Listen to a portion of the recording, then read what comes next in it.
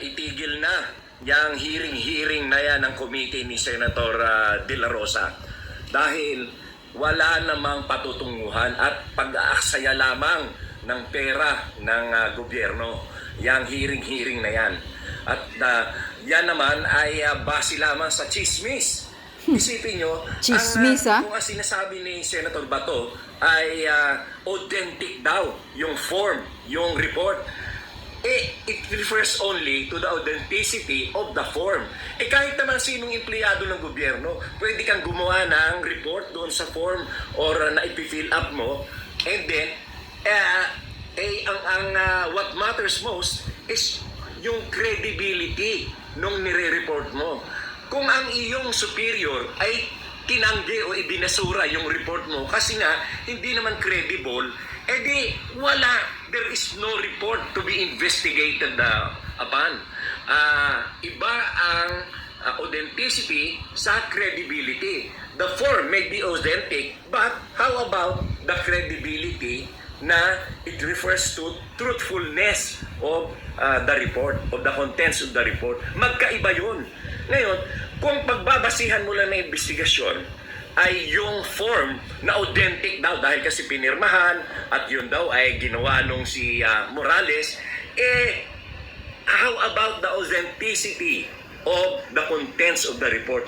Kung yun ay binasura na or hindi man lang na na-file ng kanilang superior o officially documented by the office, di wala, pagsasayang lang talaga ng pondo ng gobyerno yung hearing na yan.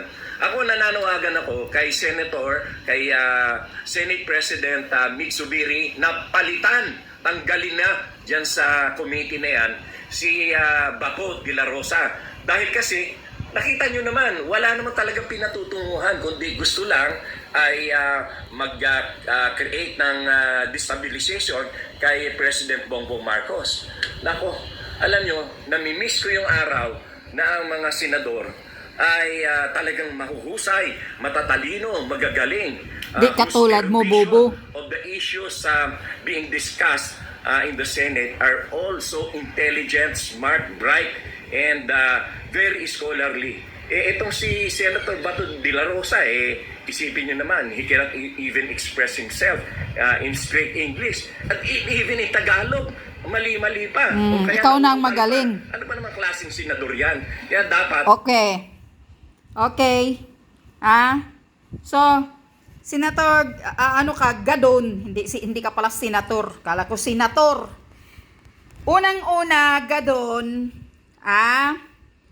yung bunganga mo, talagang malaki lang talaga sumisigaw na wala ding credibility. Okay? Pangalawa, sino bang nag-uutos sa'yo ngayon? Inuutosan ka ba ni Lisa Smugs na magsasalita ng ganon? Pangatlo, kung ikaw ay magaling, bakit hindi ka nananalo bilang senator? Ilang beses ka nang tumatakbo ng pagka-senator, hindi ka nananalo gadun.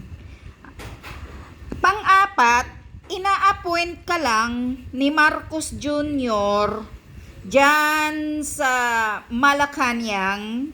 Ano yung posisyon mo? Pangbayad sa tulong mo? Presidential Advisor for Poverty Alleviation. Ikaw ang nagsasayang ng pera ng taong bayan. Yung sahod mo, yung nilalamon mo, nagsasayang lang, gawaan ka lang daw ng posisyon according kay Maharlika para ma-appoint ka ni Marcos Jr. dyan sa poverty alleviation mo. Ano? Natutulungan mo na ba yung mga mahihirap? Isang linggo, ilang beses ka nagbibigay ng Nutriban, pa-picture-picture? Yun na. Busog na ang mga mahihirap. Yun na ang ginagawa mo, gadon. Ikaw ang tanga. Kaya wag mong anuhin si Senator Bato. Ikaw nga ilang beses tumatakbo na ng senator Hindi ka nga nananalo, gadun. Bakit? Meaning to see, walang taong nagkagusto sa iyo. Saka na-disbar ka pa sa pagka-attorney mo. Ano yan? Manalamin ka muna gadun bago ka magsasalita na palitan, tanggalin si Bato. Bakit? May ebidensya ka ba? Na nag-create si Senator Bato ng destabilization? May ebidensya ka ba? Langhiya ka din ano?